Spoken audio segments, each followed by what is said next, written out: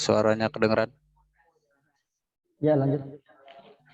Assalamualaikum warahmatullahi wabarakatuh. Waalaikumsalam warahmatullahi wabarakatuh. A'udzu billahi minasy syaithanir rajim. Bismillahirrahmanirrahim. Ya ayyuhan nasu u'budu rabbakumul ladzi khalaqakumul ربكم الذي خلقكم والذين من قبلكم لعلكم تتقون الذي جعل لكم الأرض فراشا والسماء بناء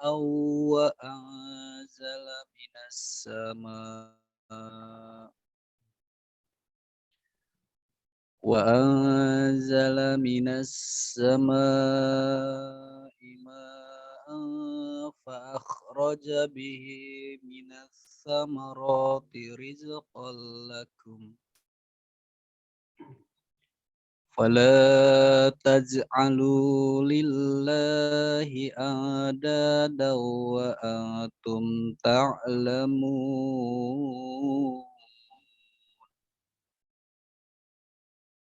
وإن كنتم في ريب مما نزلنا على عبدنا فأتوا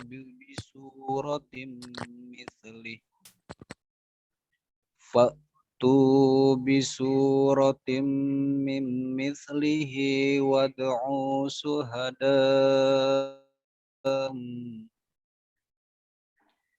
من دون الله إن كنتم صادقين فإن لم تفعلوا ولن تفعلوا فاتقوا النار التي وقودها الناس والحجارة أعدت للكافرين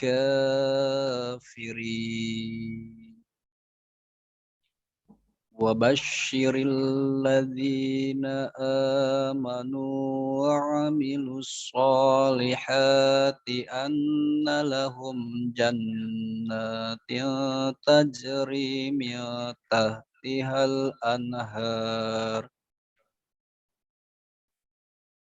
كلما رزقوا منها من ثمرة رزقا قالوا هذا الذي رزقنا من قبل وأوتوا به متشابها ولهم فيها أزواج مطهرة وهم فيها خالدون Sadaqallahul Adzim. Assalamualaikum warahmatullahi wabarakatuh. Waalaikumsalam warahmatullahi wabarakatuh. Alhamdulillah, jazakallah Ustaz Hamdan yang sudah menyampaikan tilawahnya yang pada kesempatan kali ini. Dan acara selanjutnya yaitu beberapa pengumuman-pengumuman yang akan disampaikan. Yang alhamdulillah di pekan ini bahwa Karawang Peduli saat ini masih menyelenggarakan beberapa kegiatan. Yang pertama itu program berbagi makan gratis Karawang yang alhamdulillah sudah berjalan saat ini sampai saat ini, yang insya Allah sampai akhir tahun ini kita akan bergerak untuk seluruh Karawang ya. Insya Allah di 30 kecamatan di Karawang.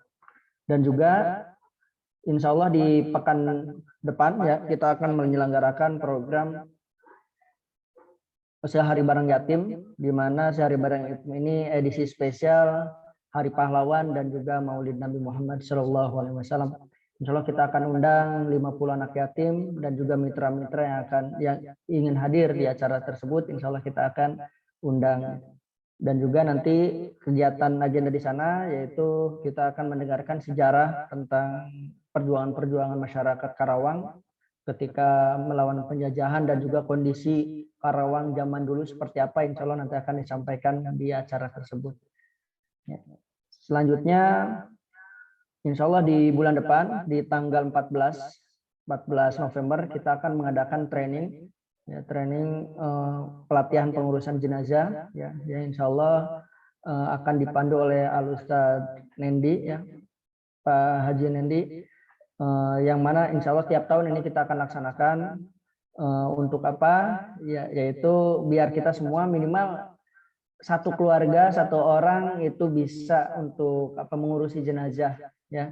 Jadi jangan sampai ada keluarga tercinta kita yang meninggal dunia, kita kebingungan, ya, tidak bisa menemani, diserahkan pada orang lain. Jadi kegiatan acara training pelatihan pengurusan jenazah ini fungsinya ya kita selain bisa membantu orang lain, ya minimal untuk keluarga kita sendiri kita bisa menemani untuk mengurusi dari memandikan, menyolatkan, dan juga sampai menguburkan, seperti itu.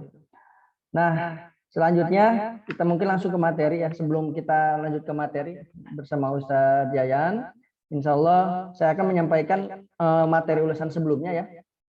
Di kajian sebelumnya yaitu tentang meraih kunci keharmonisan dalam rumah tangga di sesi pertama. Alhamdulillah ternyata luar biasa, materi-materi yang disampaikan sangat menarik ya.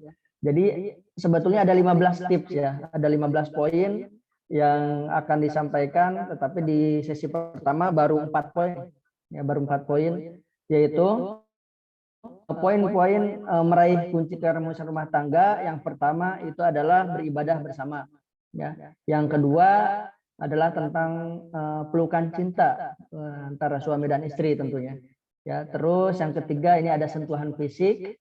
Yang keempat itu bercanda dan bermain bersama pasangan ya.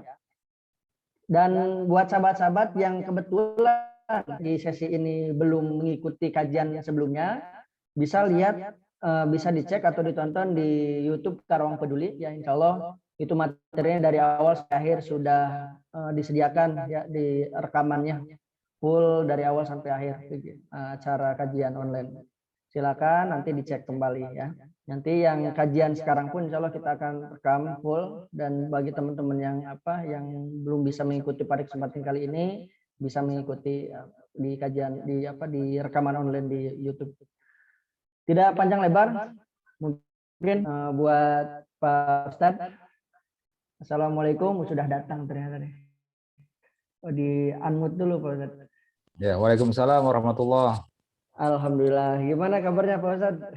Alhamdulillah bikhair. Kumaha Kang Rizky, sehat? Alhamdulillah luar biasa nih. Semangat tiap malam Jumat, pokoknya semangat ini.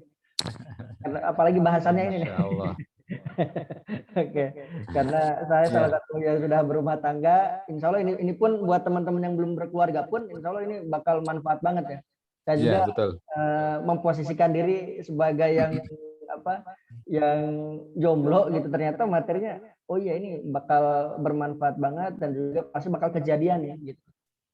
Setelah teman-teman nanti menikah gitu, pasti bakal banyak hal yang yang teman-teman bakal dapetin, yang mana saya sebelum berkeluarga ya, sebelum nikah, materi-materi ini tuh jarang gitu loh, ditemuin tuh jarang, karena mungkin passionnya berbeda lah, karena kayaknya materi ini khusus buat orang yang nikah deh, ternyata enggak juga gitu.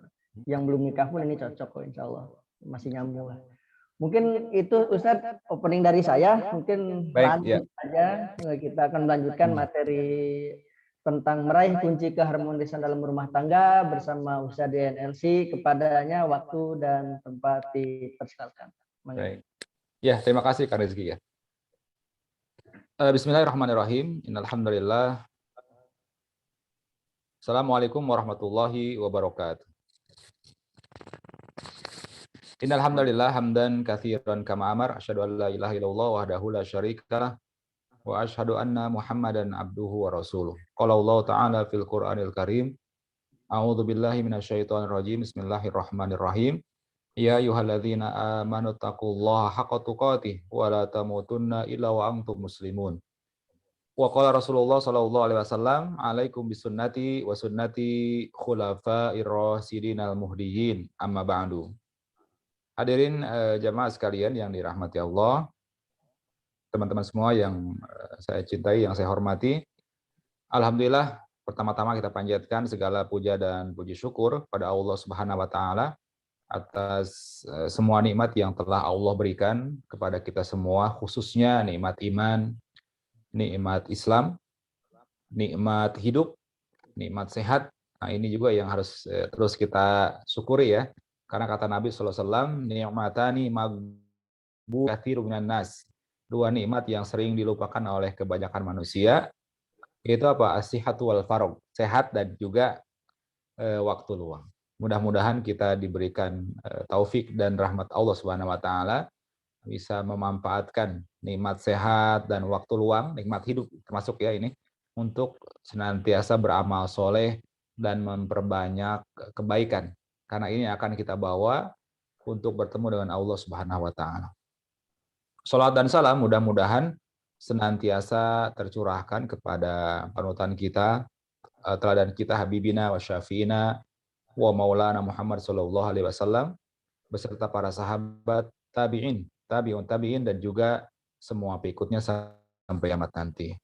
Teman-teman semua yang dirahmati Allah, alhamdulillah malam hari ini malam Jumat ya, mudah-mudahan senantiasa kita bisa melaksanakan sunnah-sunnah yang diperintahkan oleh Nabi Shallallahu Alaihi Wasallam begitu masuk malam Jumat dan juga hari Jumat, maka malam ini termasuk ya sudah masuk malam Jumat, maka di sanalah Allah Subhanahu Wa Taala buka keberkahan buat kita semua, ya, buka kebaikan-kebaikan, pintu-pintu kebaikan, karena inilah Sayyidul Ayyam, inilah hari yang paling mulia. Kita bisa membaca surat Al-Kahfi, mungkin juga membaca surat Yasin, karena surat Yasin itu tidak ada riwayat yang menyebutkan tidak hanya dibaca malam Jumat, ya ada baiknya pula surat Yasin itu dibaca setiap malam.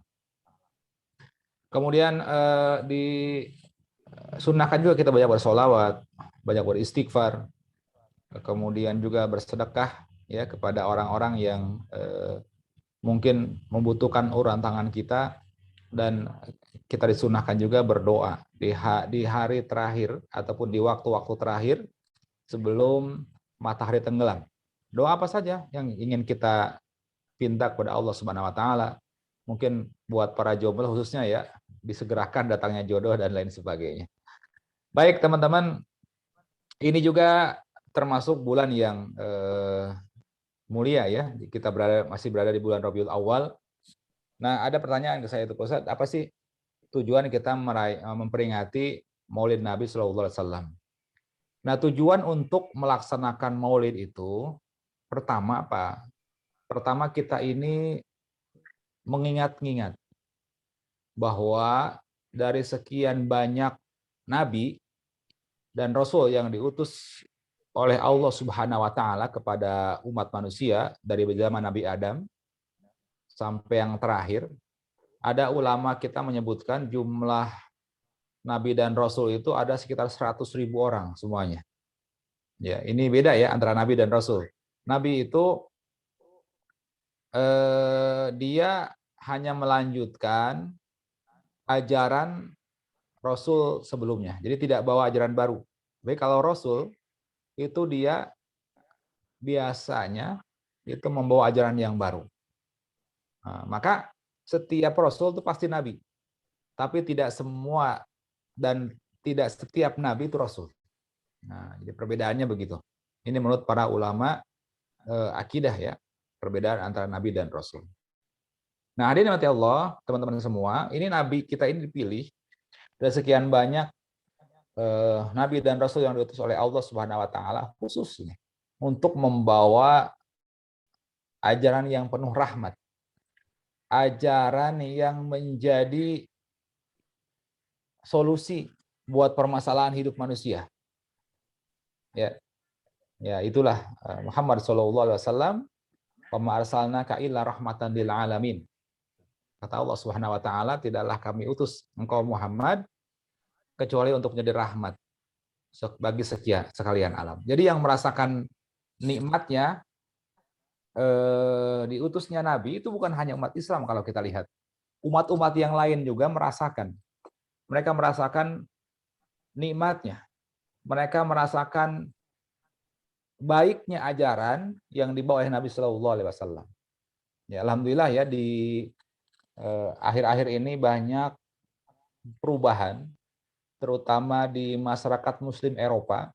Saya beberapa teman itu cerita ke saya banyak perubahan di negara Eropa ya. Semakin banyaknya umat Islam yang diberikan kebebasan untuk melaksanakan di Eropa, termasuk ya dalam perayaan Maulid Nabi Shallallahu Alaihi Wasallam. Nah, yang kedua teman-teman, yang perlu kita ingat bahwa ini peringatan itu bentuk kesyukuran kita kepada Allah Subhanahu Wa Taala bahwa kita ini telah dipilih menjadi umatnya. Ya, kan kalau beberapa para ulama sejarah, para ahli statistik ya aja menyebutkan bahwa umat manusia itu ada sekitar 7 miliar. Ya, 7 miliar manusia di muka bumi ini. Nah, 1,6 atau 1,7-nya muslim. Artinya kita masih bersyukur ini. Kita dipilih oleh Allah Subhanahu wa taala menjadi umat Nabi Shallallahu Alaihi Wasallam yang dengan menjadi umatnya kita berpeluang untuk diberikan syafaat nanti di yaumil qiyamah. Syafaat itu pertolongan. Ya. Mungkin sholat kita kurang, mungkin ibadah kita masih kurang ikhlas, kurang banyak. Ya, mudah-mudahan dengan syafaat Nabi Shallallahu Alaihi Wasallam kita diberikan pertolongan oleh beliau. Dan yang terakhir, yang ketiga, bahwa Maulid Nabi itu harus menjadi muhasabah buat kita semua. Sudah sejauh mana kita ini melaksanakan dan mengikuti sunnah Nabi Shallallahu Alaihi Wasallam, ya, karena kata Nabi SAW, alaikum bisunnati, hendaklah kalian bersama ataupun melaksanakan sunnah-sunnahku. Ini pesan Nabi dan ini perintah Nabi Shallallahu Alaihi Wasallam. Nah, sejauh mana di umur kita yang sekarang ini, apakah kita umur 30 tahun, 25 tahun, atau mungkin 40 tahun lebih dan lain sebagainya, sejauh mana kita sudah mempraktekkan melaksanakan sunnah-sunnah Nabi Shallallahu Alaihi Wasallam. Nah, baik teman-teman, saya diberikan amanah untuk menyampaikan kembali, untuk menyambung kembali ini ya materi tentang kunci-kunci meraih keharmonisan rumah tangga. Tadi disampaikan oleh Kang Riki itu betul sekali bahwa tema-tema pernikahan itu tidak harus dibaca oleh orang yang sudah berumah tangga. Orang yang sudah rumah tangga baiknya membaca juga sebagai bekal. Tapi yang belum berumah tangga, yang masih jomblo katakanlah, itu menjadi bekal dan wawasan. Ya. Hingga ketika masuk gerbang pernikahan, masuk pintu pernikahan, ini sudah tidak asing lagi dengan kondisi-kondisi yang mungkin terjadi di tengah-tengah rumah tangga. Makanya Islam itu memerintahkan kita itu apa? Untuk belajar sesuatu sebelum beramal. Ada istilah al-ilmu qoblal amal. Berilmu sebelum beramal. Ya, hingga kita tahu peta jalannya. Oh, dalam rumah tangga itu ada hak dan kewajiban misalnya. Ada tips dan trik yang harus kita lakukan agar rumah tangga itu tidak dingin. Ya, rumah tangga itu tetap hangat. Rumah tangga itu tetap harmonis sampai usia tua. Nah, ini teman-teman yang perlu kita garis bawahi ya. Karena saya sampaikan di pertemuan yang dahulu bahwa pernikahan itu adalah ibadah paling lama dalam kehidupan kita. Kalau sholat mungkin 5 menit, 10 menit selesai. Kemudian baca Quran 1 juz, 2 juz, ada masa selesainya kan. Tapi pernikahan, ini kalau kita lihat, ini selama kita hidup dan kita sudah mengucapkan akad, nah selama itu pula berlaku ini. Ibadah dalam pernikahan. Ya. Baik, kemudian yang selanjutnya teman-teman, di pertemuan yang terdahulu kita sudah bahas 4 kunci. Tadi Kang Rezi menyebutkan ada beberapa kunci yang dibahas ya. Ada kunci ibadah, ya itu yang paling utama ibadah ya. Kemudian tentang pelukan cinta. Pelukan itu dalam bahasa Arab ta'anuk. Ya, ta'anukul hub. Mungkin kalau dalam bahasa Arabnya begitu. Pelukan penuh cinta. Kemudian ada alams ya atau sentuhan. Ya. Nah, sentuhan ini kan sesuatu yang sangat penting sekali dalam kehidupan rumah tangga. Ada sebagian suami istri bersentuhan itu saat mau berhubungan saja. Ya. Nah ini sesuatu yang tidak tepat karena bagaimana Nabi SAW dikisahkan itu senantiasa bersentuhan dengan istri-istrinya.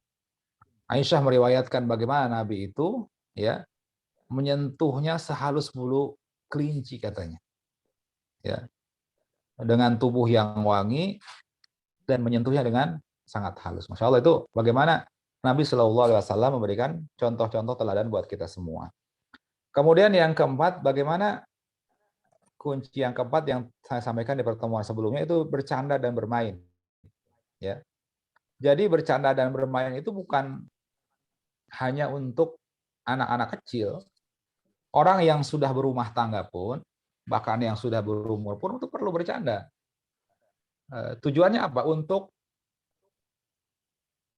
meringankan suasana, untuk mencairkan suasana, untuk melapangkan dada. Itu perlu bercanda dan bermain. Kan ada sebagian orang, oh, kita sudah tua lah, nggak usah canda-canda, nggak usah bermain. Lah, kita lihat bagaimana Nabi itu sudah tua juga Nabi kan. Ya kehidupan Nabi SAW, dia kan beliau sudah tua juga, sudah di atas 50 tahun lebih ya, ketika menikah dengan Aisyah. Tetap beliau berlari ya. Nanti kita bahas sedikit-sedikit tambahan-tambahan dari materi yang akan kita bahas pada malam hari ini. Baik teman-teman, di pertemuan malam hari ini saya ingin bahas tentang kunci yang selanjutnya, ini kunci kelima ya dalam membangun keharmonisan rumah tangga. Nah, apa tuh al-ibtisam? Dalam bahasa kita senyuman. Nah, ini jadi pertanyaan buat kita. Ya. Kita ini orang yang suka tersenyum atau sebaliknya, suka cemberut. Nah, ini sebelum saya mulai ke materi-materi yang akan kita bahas dalam hal masalah kunci kelima ini, senyuman al-ibtisam, itu perlu kita tanya dulu nih. Perlu kita bermuhasabah kepada diri sendiri. Kita ini termasuk orang yang murah senyum atau suka cemberut.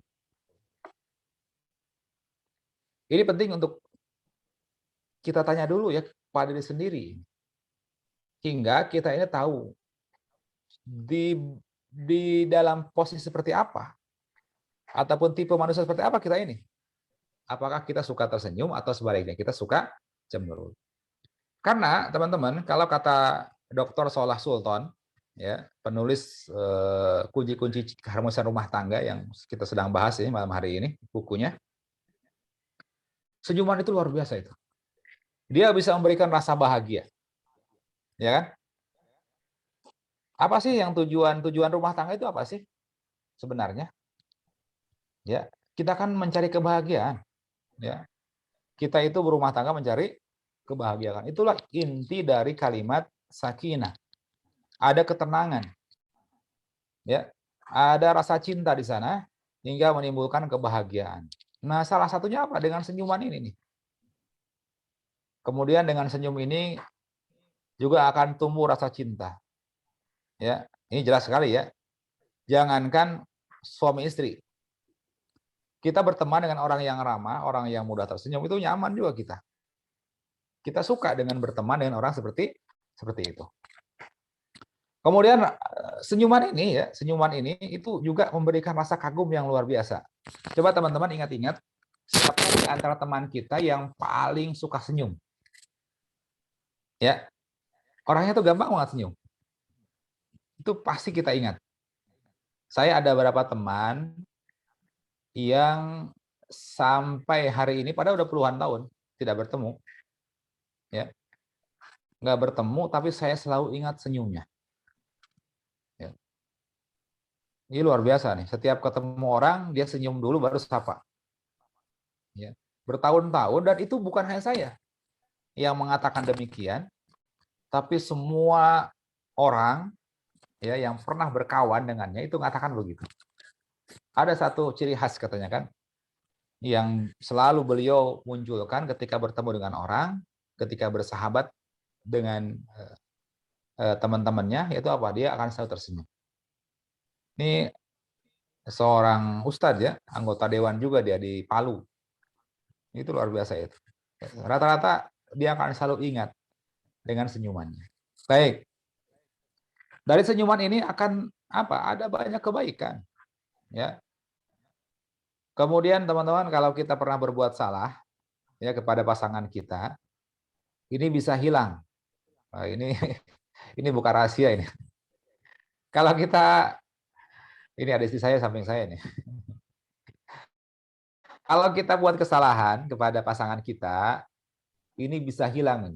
Dengan apa? Dengan kita murah senyum.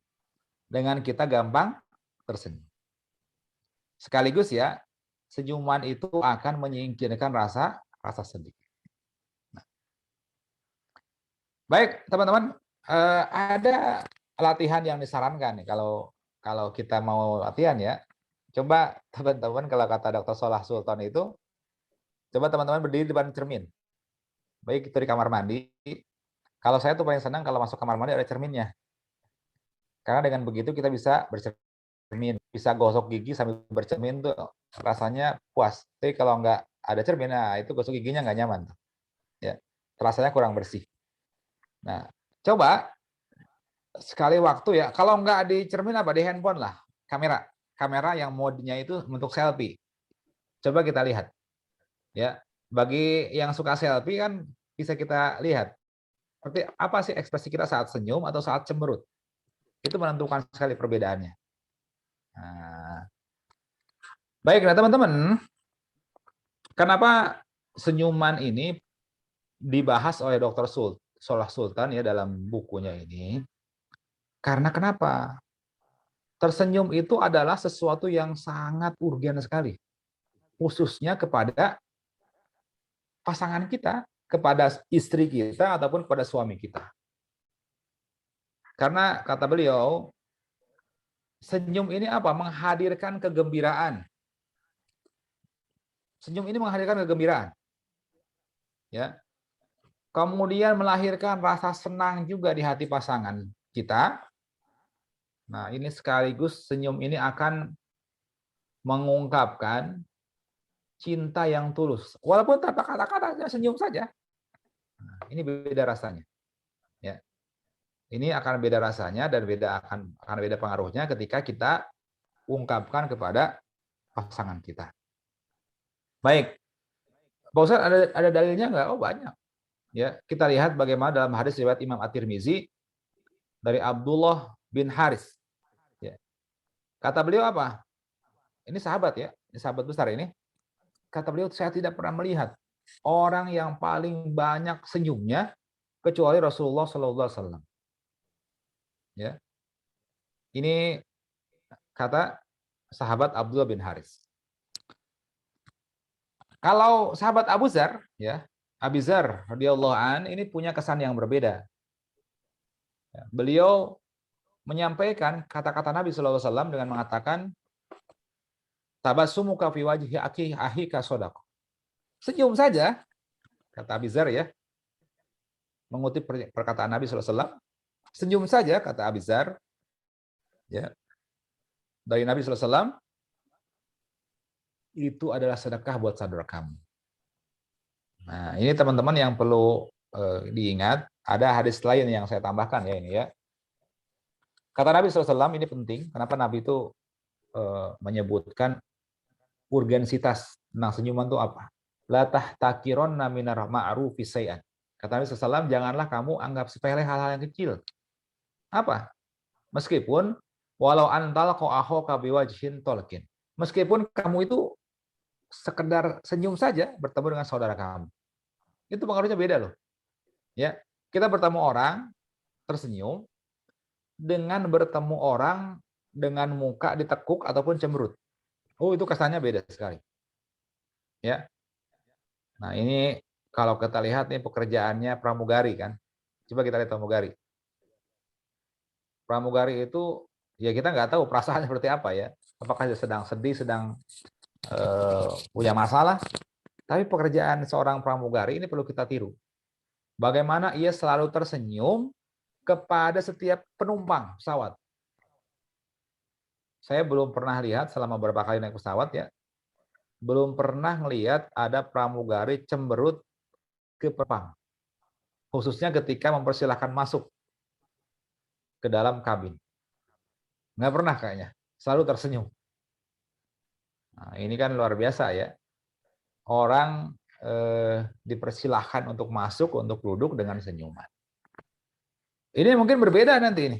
Berbeda. Perasaan orang ketika melihat orang yang cemberut. Meskipun sama-sama itu mempersilahkan masuk, silakan masuk Pak, gitu kan. Tapi si pramugari ini mukanya cemberut atau mukanya ditekuk. Oh, ini beda sekali. Nah, ini contoh kecil saja ya bagaimana pekerjaan ini adalah pekerjaan pramugari ternyata. Tapi kita bisa tiru, ya, bisa kita tiru, ya, untuk mempraktekkan keramahan kita itu kita bisa tersenyum kepada setiap orang yang kita ketemui, khususnya kepada keluarga kita, kepada anak-anak kita, kepada istri kita terutama ya. Ini mempraktekkan senyum ini nggak mudah, apalagi kalau karakter kita ini karakter orang yang pendiam, karakter orang yang tidak banyak bicara. Nah, ini biasanya perlu latihan yang intens, perlu latihan yang sering, ya, agar wajah kita ini tidak selalu terlihat murung. Ya, dulu ketika saya ikut pelatihan ESQ ya, Adik Ginanjar, itu luar biasa. Bagaimana beliau mengajarkan senyum simetris, ya, kiri kanan harus sama, tidak boleh miring sedikit aja. Kan beda persepsi ya. Kalau kita miring senyum miring sedikit itu beda persepsinya. Kata orang nyinyir katanya.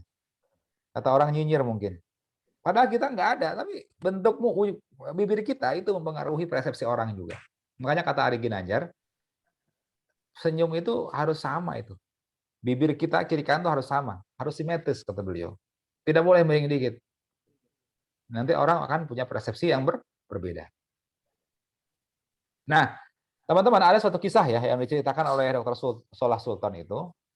Jadi ada sebagian suami itu yang ingin membangun kewibawaan dalam rumah tangga, ya kan, ingin dihormati, ingin disegani oleh istri anak-anaknya, hingga caranya itu bagaimana?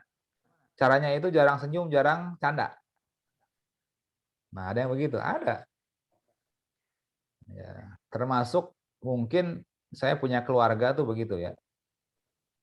Ada keluarga begitu. Jadi kalau dalam pandangan dia, seorang suami itu harus bisa jaga wibawa dalam keluarganya. Makanya jarang tersenyum, jarang bercanda. Nah, ini pemahaman yang salah ini ya. Jadi dia pikir wibawa itu dibangun dengan sikap yang serius. Hingga orang takut, hingga orang selalu merasa takut, nggak berani bicara. Ini kan beda ya. Antara segan dengan takut kan beda itu. Nah, ini yang perlu dirubah kata beliau. Ya. Bahwa yang terbaik untuk seorang suami atau istri di tengah-tengah rumahnya itu apa? Dia senantiasa berwajah ceria, ya, bersikap ramah kepada setiap anggota keluarganya. Nah, jelas saya pikir ini perlu latihan juga.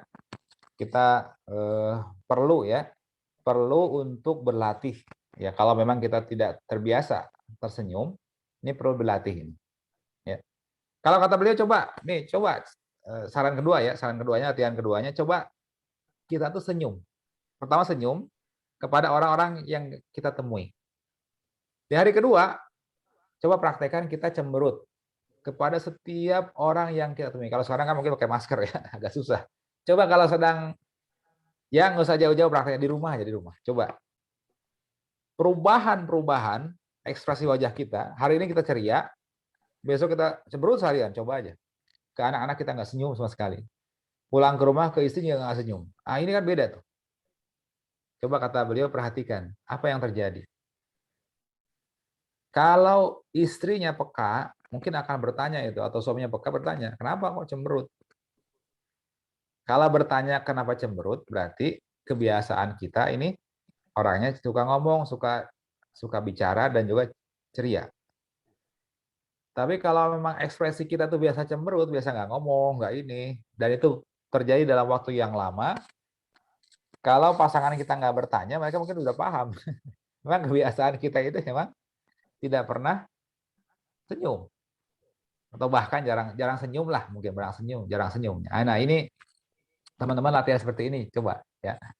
Kita praktekkan dalam keseharian kita. Hingga kita bisa perhatikan bagaimana ekspresi orang ini. Kalau kita senyum, bagaimana? Kalau kita cemberut ke orang, bagaimana? Baik, kalau perubahan-perubahan yang perlu dipraktekkan sederhana aja. Kalau kata dalam bukunya itu kan ada 2 bagan kalau beliau gambarkan. Ada kebiasaan yang mungkin biasa kita lakukan, misalnya suka cemberut. Ya tinggal dirubah dengan senyum yang ikhlas. Nah, itu ya, penggantinya itu. Misalnya ada orang yang cuek kan, nggak senyum, nggak cemberut juga nggak. Kalau bahasa kita cuek, senyum enggak, cemberut juga enggak. Nah ini kan datar-datar aja ya, nggak ekspresi orangnya, nggak ada ekspresif. Masuk rumah, diem, senyum enggak dia, begitu. Nah itu kan, ini juga perilaku-perilaku yang juga menghambat komunikasi sebenarnya. Kalau kita lihat teman-teman ya, di sebagian besar kunci-kunci keharmonisan rumah tangga yang beliau tulis ya, beliau selaku konsultan rumah tangga di Timur Tengah, itu sebagian besar yang saya simpulkan itu masalah komunikasi, masalah gaya bicara kita, masalah public speaking. Makanya kalau saya sarankan teman-teman ya, suatu waktu ikut aja public speaking. Karena begitu belajar public speaking, kita akan tahu ternyata public speaking itu tidak sekedar bicara di depan orang, enggak. Public speaking itu bagaimana kita belajar cara menyampaikan perasaan-perasaan kita kepada orang lain. Ya, tidak berarti bahwa public speaking itu kita dilatih untuk ngomong depan orang banyak, enggak. Mungkin ada sekian persen ya. Tapi yang saya ikuti dulu, pelatihan public speaking itu bagaimana cara kita mengungkapkan isi hati kita, perasaan kita kepada orang lain, termasuk kepada pasangan kita. Nah ini jadi sikap datar, enggak senyum, enggak cemberut, ini perlu dirubah juga. Ya, biasakan senyum dengan sebagai tanda cinta. Ya. Baik teman-teman, itu mungkin ya yang ada di dalam kunci yang kelima tadi yang kita bahas sama-sama tentang senyuman. Intinya hadirin mati Allah, kalau kita lihat ya, orang Indonesia itu adalah orang yang sangat ramah. Saya bertemu dengan orang-orang luar ya, di orang-orang Mesir itu, kalau ketemu orang-orang Arab Mesir, orang-orang Saudi ya, saya tinggal di Mekah pernah, tinggal di Jeddah pernah, di Kairo lama, itu mereka menilai orang Indonesia itu orang yang paling ramah. Nah, makanya jangan sampai hilang ini kebiasaan dan tradisi ini. Karena mereka orang-orang Arab melihat kita ini orang yang suka tersenyum. Ya, orang yang ramah pada orang lain. Makanya dulu kan zaman Soeharto ketika jadi presiden oleh orang-orang luar disebut sebagai the smiling man. Orang yang mudah tersenyum. Nah, Soeharto punya karakter ramah dia. Nah, ini teman-teman ya, ini karakter ini, tradisi ataupun kebiasaan ini ya, itu sudah ada dalam kehidupan ataupun karakter bangsa kita. Maka ini jangan pernah dihilangkan. Ya, ini jangan pernah dihilangkan. Ya. Itu betul, orang luar itu melihat kita orang yang ramah. Bahkan saya dulu pernah punya teman orang Arab Mesir ya, salah satunya dia kenapa suka bergaul dengan orang Mesir, bahkan ingin punya pasangan orang Indonesia ataupun orang Asia, dibilang orang Asia itu, khususnya orang Indonesia itu ramah perilakunya. Dia mudah berkata-kata, dia mudah gaul, dia mudah berteman dengan orang dari berbagai negara manapun. Karena sikap ramah tadi. Nah, apalagi pada pasangan ya. Harusnya kita ini menjadi orang yang sangat cair, orang yang sangat menyenangkan ketika bertemu dengan pasangan kita ataupun orang yang tinggal serumah dengan kita. Teman-teman, kita lanjutkan kunci yang selanjutnya yang keenam. Ini tentang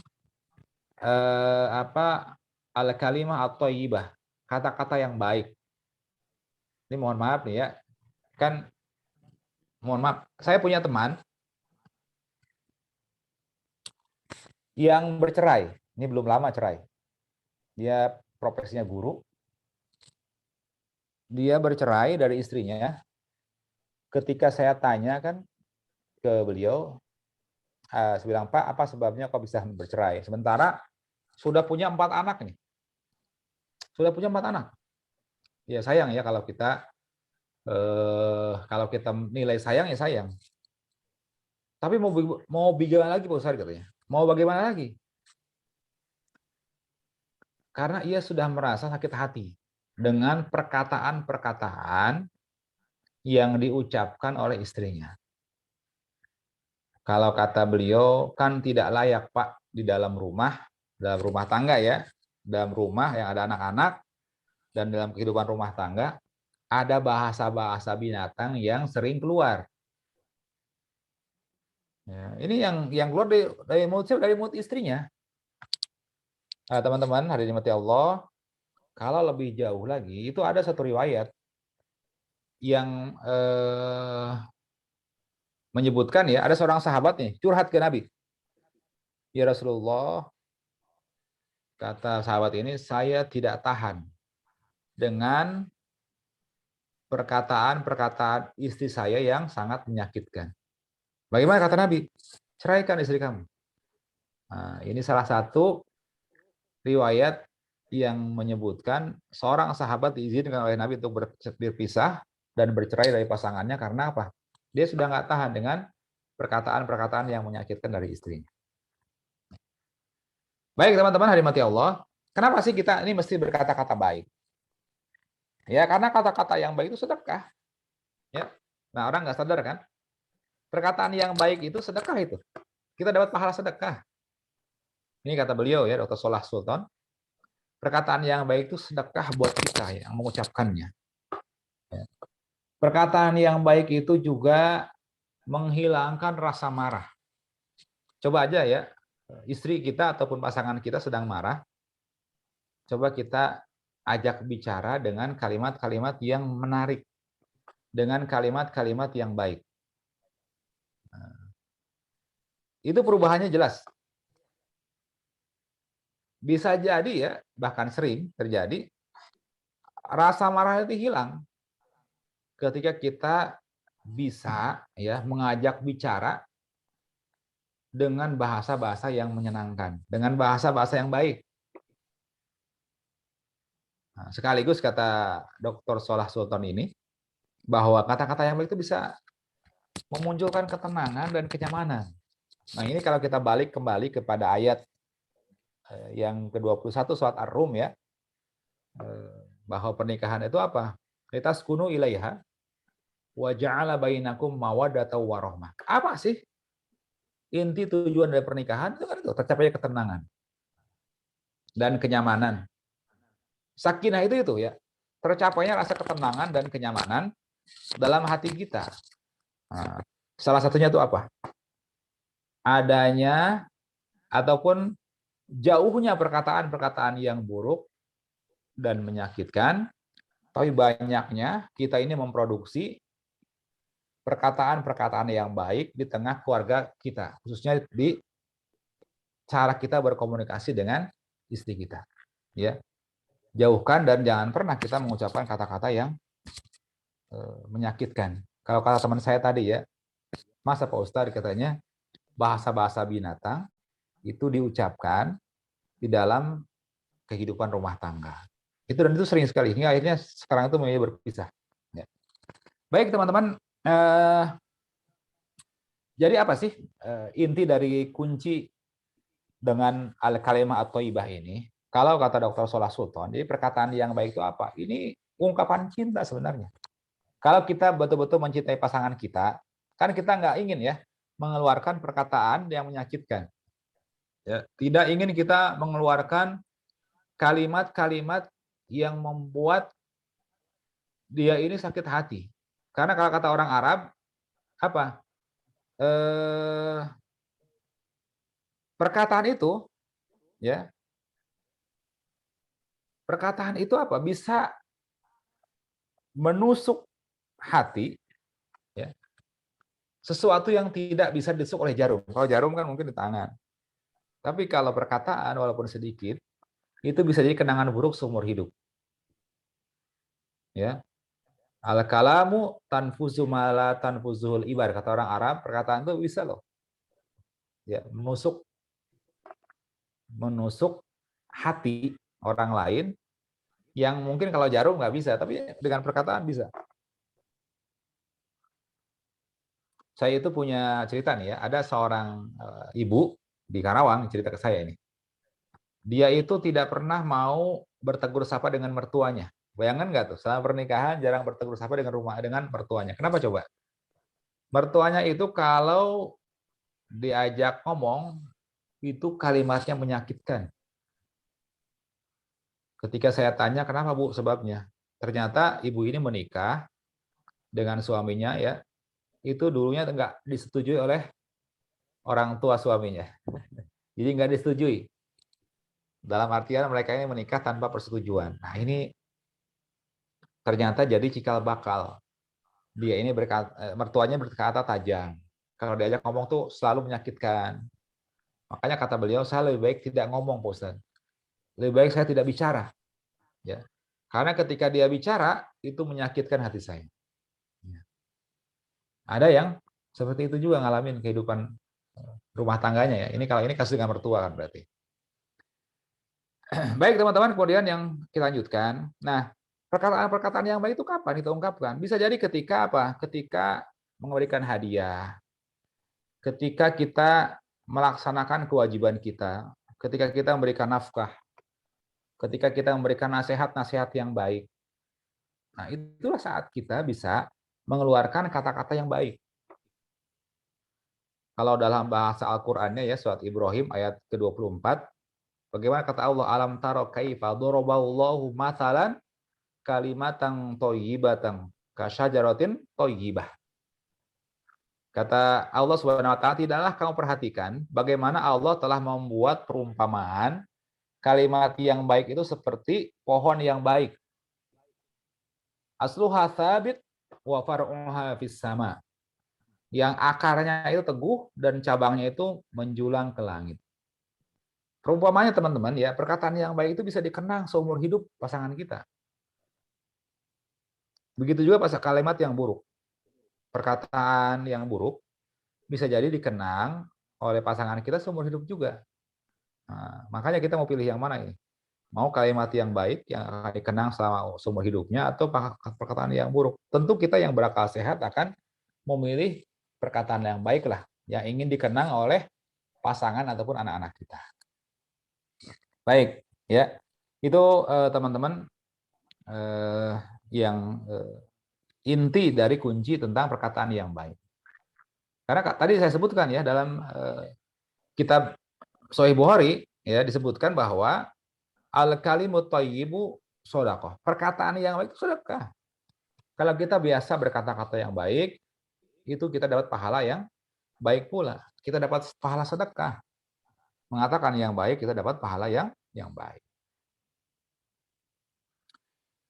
Teman-teman, kemudian kita lanjutkan. Ini ada cerita unik nih ya dalam buku beliau itu.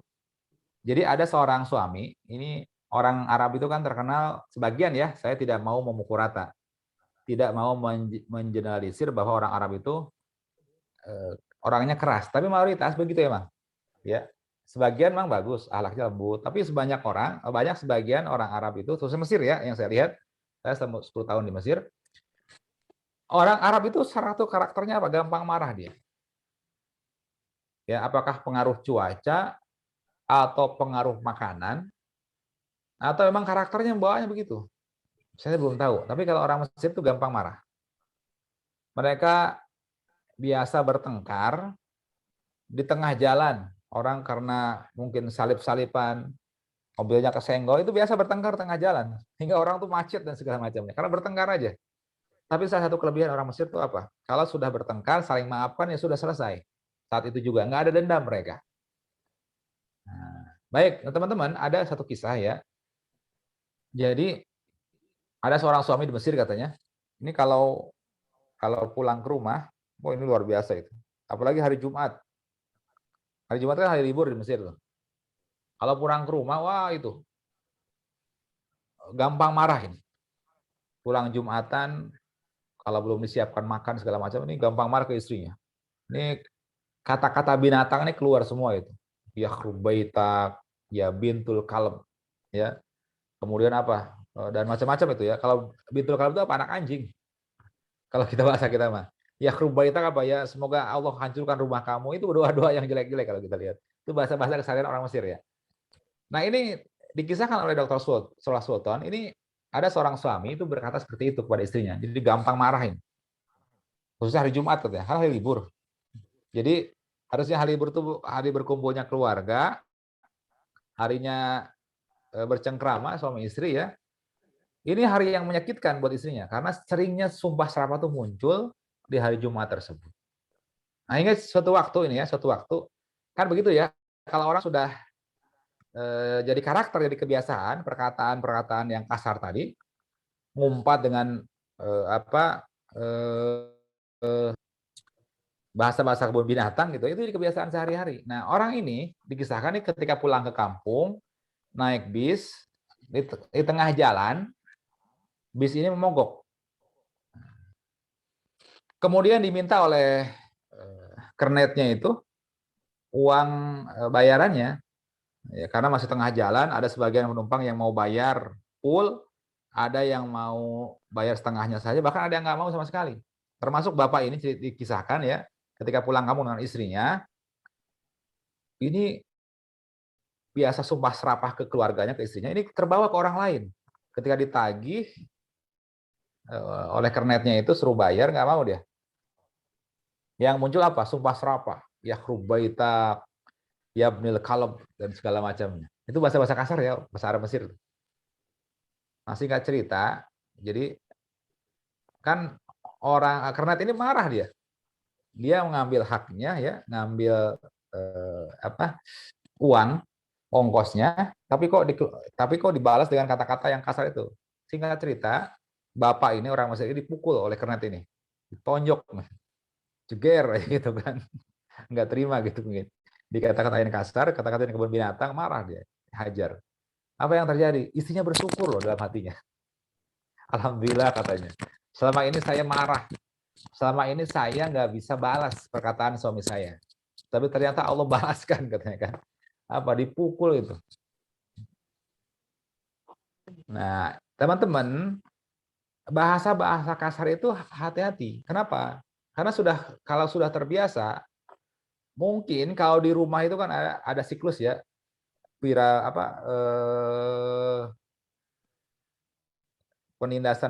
penindasan. Suami beraninya ke istri, nanti istri ke anak. Ada istilah seperti itu. Nah, teman-teman yang kita khawatirkan ya apa? Perkataan-perkataan yang buruk itu jadi kebiasaan sehari-hari. Hingga kadang-kadang orang kelepasan ke teman atau mungkin justru ke atasan ketika emosi yang muncul, ini kata-katanya keluar. Nah, ini bisa berakibat fatal ini. Ya kan, kalau di rumah mungkin orang istri atau anak nggak berani. Tapi di luar beda lagi. Bisa jadi panjang urusannya. Dan lain sebagainya. Baik teman-teman, berkata-kata yang baik itu ini perintahnya Al-Qur'an. Karena kata Allah Subhanahu wa taala di dalam surat Al-Isra ayat yang ke-53. Bagaimana kata Allah Subhanahu wa taala? Wa qul li ibadiya yaqulul lati hiya ahsan. Perhatikan ya kalimatnya. Wa qul li ibadi yaqulul lati hiya ahsan. Dan katakanlah kepada hamba-hambaku, wahai Muhammad, hendaklah mereka berkata-kata dengan perkataan yang baik ataupun benar. Ya. Bahkan kalimatnya ahsan, bukan hasan. Berarti apa? Memilih perkataan yang terbaik di antara banyaknya perkataan-perkataan yang baik. Ini perintahnya Al-Quran. Ya. Berkata-kata yang baik itu ini perintahnya Al-Quran. Ini teman-teman yang kita harus praktekkan dalam kehidupan rumah tangga. Mungkin kita berkata yang baik, ya mengucapkan kata-kata yang baik, kita menyambut pagi. Alhamdulillah ya Allah, kita masih diberikan umur yang panjang. Alhamdulillah ya Allah, ketika kita makan ya diberikan rezeki. Ini kebiasaan istri saya begitu tuh. Kalau habis makan, alhamdulillah diberikan kenyang, kita diberikan rezeki ya, dia akan spontan ngomong apa?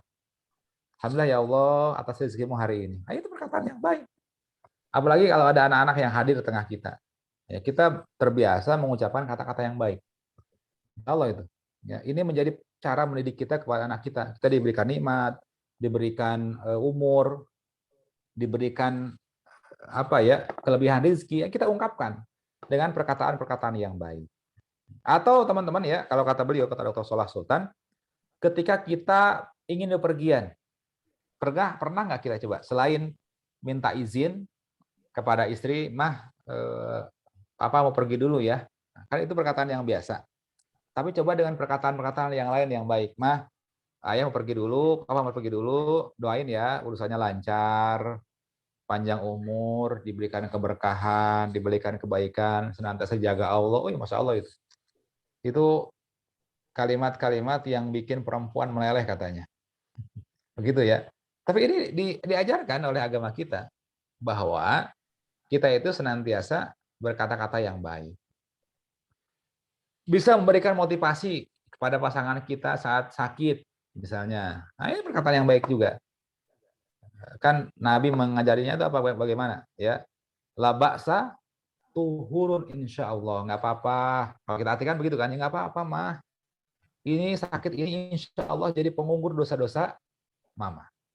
Nah, itu bahasa seperti itu ya, bahasa-bahasa motivasi, bahasa-bahasa kebaikan ini juga yang diperintahkan ataupun dianjurkan dalam kehidupan rumah tangga kita.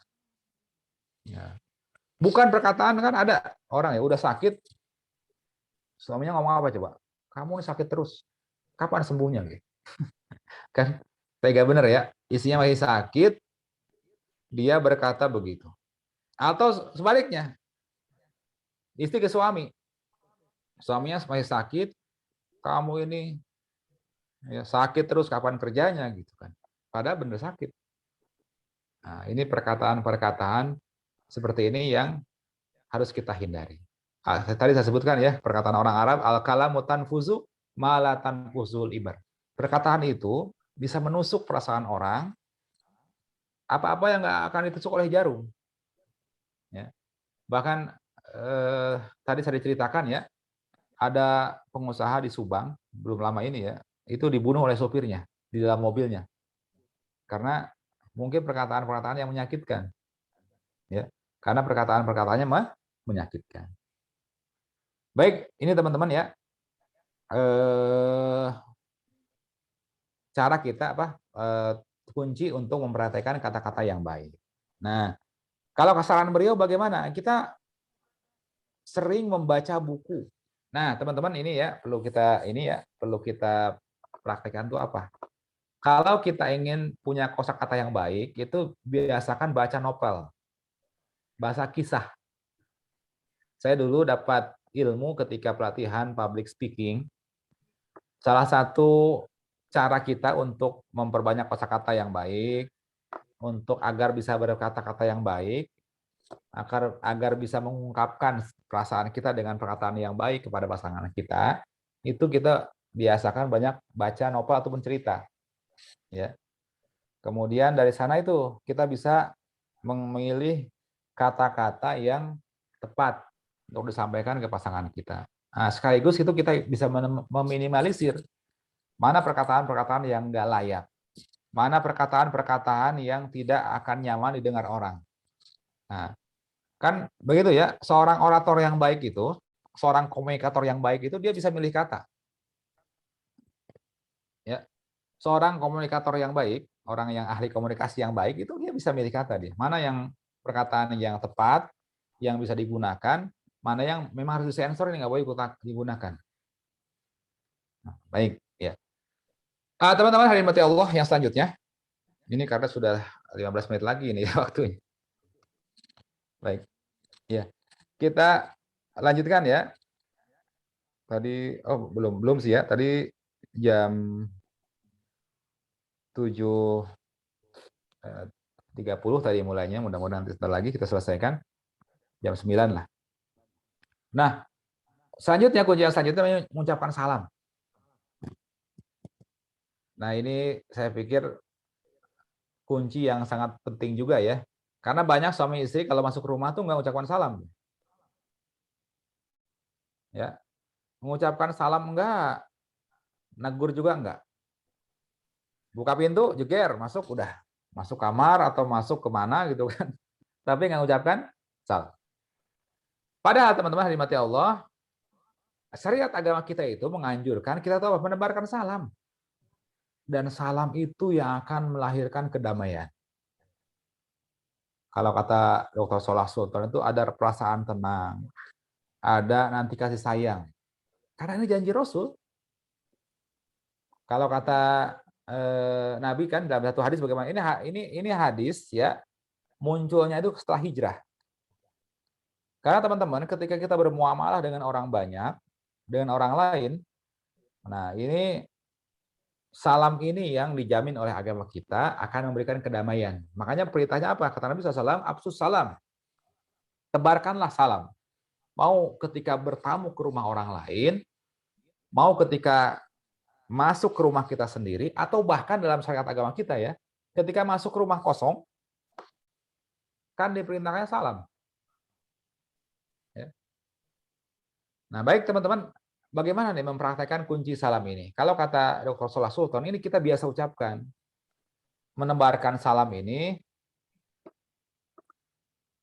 sejak ya mau tidur sampai bangun tidur lagi. Contoh misalnya kan, coba selain mengucapkan salam masuk rumah ya, assalamualaikum, kemudian berdoa masuk rumah. Pernahkah kita, ini salam dalam arti yang luas ya, mengucapkan selamat tidur kepada istri, kepada suami atau anak-anak kita? Misalnya ya, selamat beristirahat mah, itu kan salam. Dalam bahasa Arab ya taslim juga. Selamat tidur Mas, misalnya, atau selamat tidur Pak, selamat beristirahat. Selamat tidur Nak kepada anak kita misalnya ya. Nah, ungkapan-ungkapan ini yang mungkin masih jarang. Ungkapan ini mungkin yang jarang kita lakukan ya kepada pasangan kita. Nah, teman-teman, ya termasuk juga ketika kita akan bepergian, akan berpisah ya, mungkin pergi kerja atau keluar kota. Nah, ungkapan salam ini. Semoga selamat sampai tujuan. Semoga senantiasa Allah jaga. Semoga Allah berikan keselamatan dan sebagainya. Ini ucapan-ucapan ini. Doa-doa selamat. Ya, selain ucapan salam tadi ya saya sebutkan assalamualaikum dan segala macamnya ketika masuk rumah. Tapi ucapan-ucapan selamat ya ketika dapat nikmat, bukan hanya pas ulang tahun saja kan. Selamat ulang tahun ayah, selamat berulang tahun mama misalnya kan. Ini kan ulang tahun. Tapi dalam keseharian kita pernah kita ucapkan ketika istri kita dapat kesuksesan misalnya, dapat reward. Sebelum tidur lah bahkan, selamat istirahat. Nah, ini coba praktekkan. Ini beda nanti pengaruhnya. Nah, teman-teman, apa yang saya sampaikan di buku ini sudah saya praktekkan semua, alhamdulillah, dan itu luar biasa. Saya merasakan banyak perubahan. Ya, saya 16 tahun menikah itu ternyata semakin ke sini itu semakin ketemu. Oh, ternyata ada kunci-kunci yang dulu mungkin saya belum lakukan, tapi sekarang ketika kita lakukan itu berubah. Ya, ada perasaan-perasaan yang semakin baik kepada pasangan kita, semakin cinta misalnya kan, semakin sayang itu muncul ketika kita praktekkan apa yang dicontoh-contohkan dalam buku-buku ini. Nah, teman-teman hadirin Allah, Bagaimana kata Nabi tentang salam ini? Absus salam, ya. Wasilul arham. Kemudian wa at'imut ta'am. Tadkhulul jannata bisalam. Tebarkanlah salam. Kemudian kata Rasulullah apa? Yang hadis yang lain, yang selanjutnya, sambunglah tali silaturahim.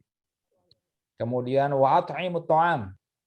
Berilah makan. Berilah makan. Artinya kita ini diperintahkan juga untuk selalu memberi makan kepada orang lain. Ya. Mentraktir itu juga kebaikan. Ini dalam hadis ini ada ya. Wasilul arham, sambung tali silaturahim. Kemudian wasallu bil lail wan nasun niyam. Salatlah di waktu malam sementara orang lain tidur, ya. Artinya salat tahajud ini. Apa kata Rasulullah? Tadkhulul jannata bisalam. Insyaallah kamu nanti masuk surga dengan selamat. Kalau dalam hadis lain, kata Rasulullah bagaimana? Maukah kamu, kata Rasulullah kepada para sahabat, kepada Abu Hurairah ya, aku tunjukkan sesuatu yang kalau kalian lakukan, itu kalian akan saling mencintai. Apa coba? Kata Nabi, Absus salam bainakum. Tebarkanlah salam, doa-doa keselamatan, ucapan selamat di antara kalian. Ya, jadi ini bukan hanya terbatas assalamualaikum ketika masuk rumah, tapi ucapkanlah selamat tidur, selamat beristirahat. Ketika sukses, mungkin anak-anak kita ya bisa menghafal surat pendek atau menghafal surat yang panjang. Anak saya itu yang kedua sedang menyelesaikan surat Al-Baqarah. 29 selesai, 30 selesai. Nah sekarang sedang menyelesaikan surat Al-Baqarah. Umur 10 tahun ya. Targetnya sebelum SD hafal lah paling tidak 10 juz gitu ya. Nah, ini sedang menghafal Quran.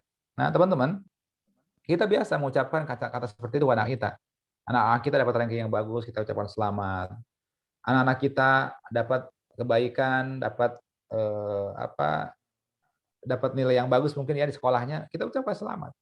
Nah, ya, ini hal-hal yang akan menjadikan kehidupan rumah tangga itu nyaman, ya. Dan itu dijamin ada kedamaian di sana, ada ketenangan. Ini bukan janji Dr. Salah Sultan ataupun saya menyampaikan, tapi ini janji Nabi Shallallahu Alaihi Wasallam. Ya. Baik teman-teman, ada satu kisah dulu di Mesir ya. Ada seorang ada suami istri ya. Ini suami itu dokter, menyelesaikan S3. Ketika menyelesaikan pendidikan ini luar biasa, mungkin saking seriusnya untuk mengucapkan selamat, untuk mengucapkan tahniah. Kalau bahasa Malaysia tahniah itu selamat ya. Ucapan-ucapan mabruk kalau dalam bahasa Arab, mubarak. Selamat, artinya sama selamat. Itu nggak pernah. Nah, jangan-jangan kita termasuk ini ya. Pasangan kita pernah nggak sih mengucapkan selamat mah, selamat pah gitu kan, atas pencapaian keberhasilan yang dia capai, baik mungkin di kantornya ataupun di dalam rumah tangga ya. Ucapan kata-kata itu. Nah, ini pernah ya diceritakan saya tuh sampai bercerai akhirnya. Padahal suaminya udah dokter ini. Selesai dokter wisuda, suami istrinya juga cerai. Alasannya apa?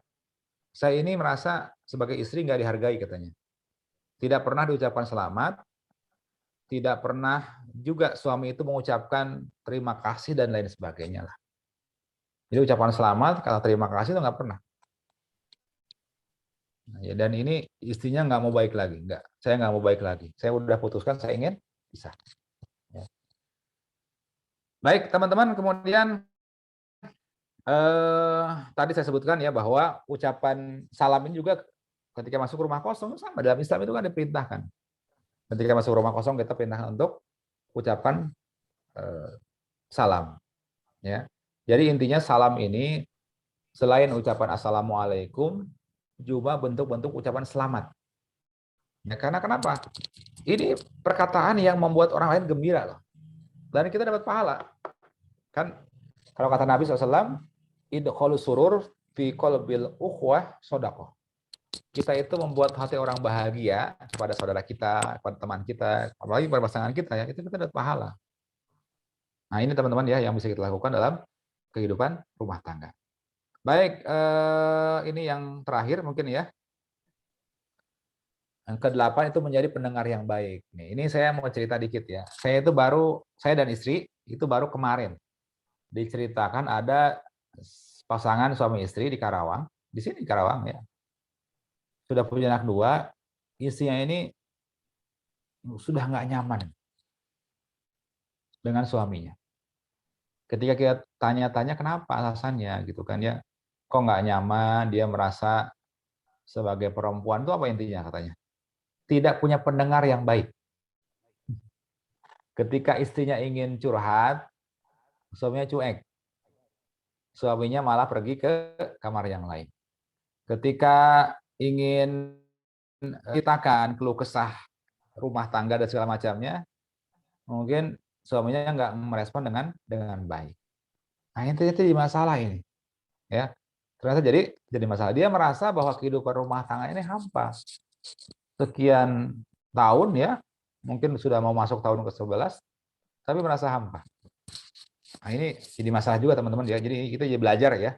Saya juga terus belajar dari kehidupan rumah tangga orang lain, mungkin yang baru maupun yang sudah lama ini pengalaman hidup mereka saya gali, saya pelajari. Oh ternyata mungkin ada salah satu yang menjadi penyebab pertentangan rumah tangga itu apa? Ketika apa? Kita sewaktu seorang suami ataupun istri tidak bisa mendengar perkataan ataupun tidak mau menjadi pendengar yang baik ketika suami ataupun istri berbicara kepada kita. Ya. Karena kenapa? Ini menjadi pendengar yang baik itu susah loh. Saya baru baru tahu ya setelah sekian lama itu. Jadi pendengar yang baik itu susah. Karena kalau itu saya terbuka aja. Istri meluruskan saya pun begitu.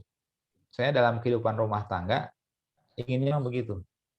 Nah, nanti teman-teman ya kita kasih beberapa kuncinya ya. Bagaimana sih kunci-kunci ketika kita berbicara dan mendengar pembicaraan orang lain.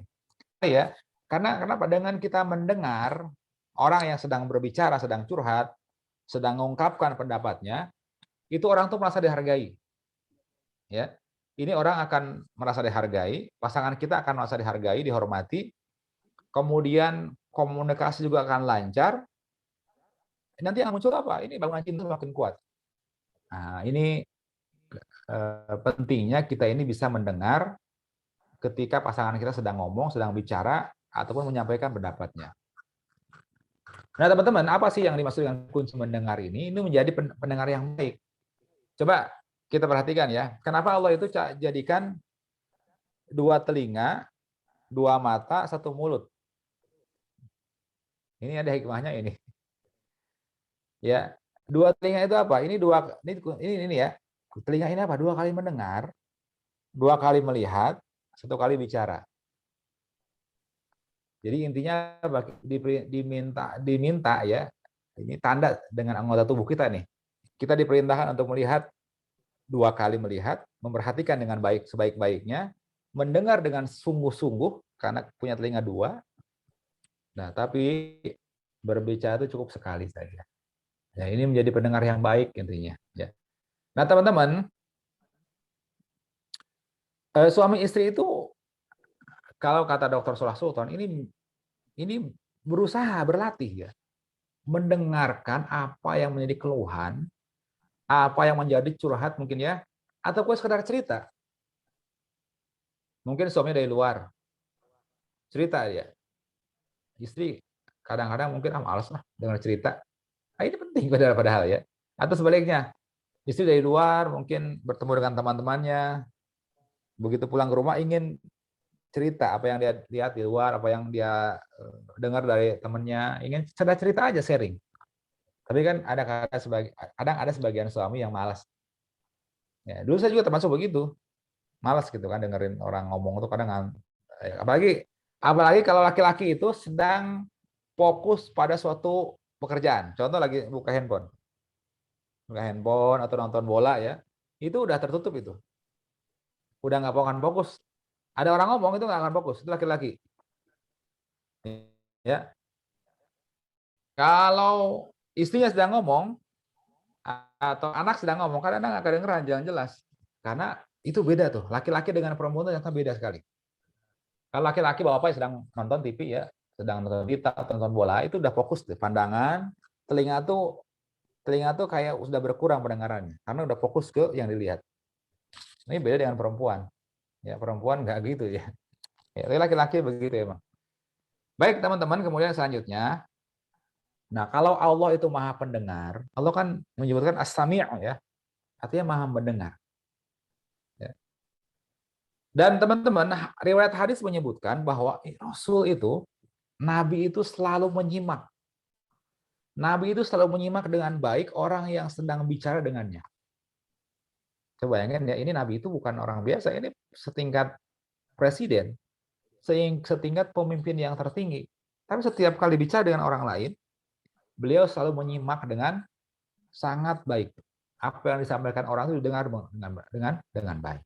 Ini perlu kita contoh ya, bagaimana Nabi SAW ketika bertemu dengan orang lain. Kalau dengan orang lain, beliau begitu mendengarkan dengan baik, apalagi dengan istri-istrinya. Apalagi dengan istrinya, Ummul Mukminin, Aisyah misalnya kan. Bagaimana Nabi SAW selalu berusaha menjadi pendengar yang baik. Baik teman-teman, ada tips untuk mempraktekkan bagaimana menjadi pendengar yang baik. Pertama apa? Ini kita harus berusaha ya. Berusaha mendengarkan dengan sebaik-baiknya, bukan sekedar masuk telinga kanan, keluar telinga kiri. Berarti sudah sekedar mendengar aja kan?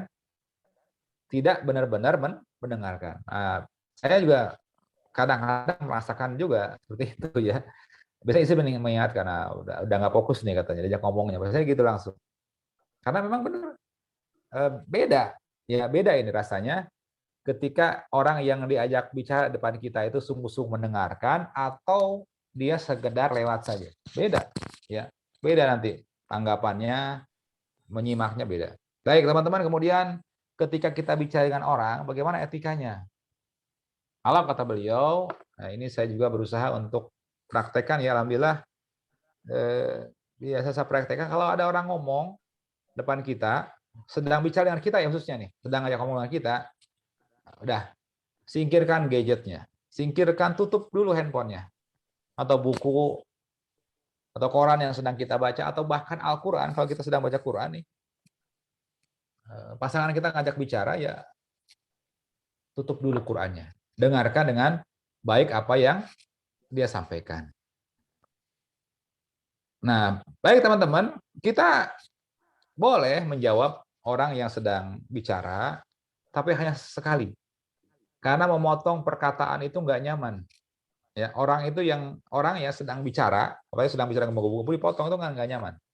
Makanya kata beliau, Dr. Soleh Sultan, kita boleh menjawab hanya sekali-kali saja. Di saat jeda dia bicara.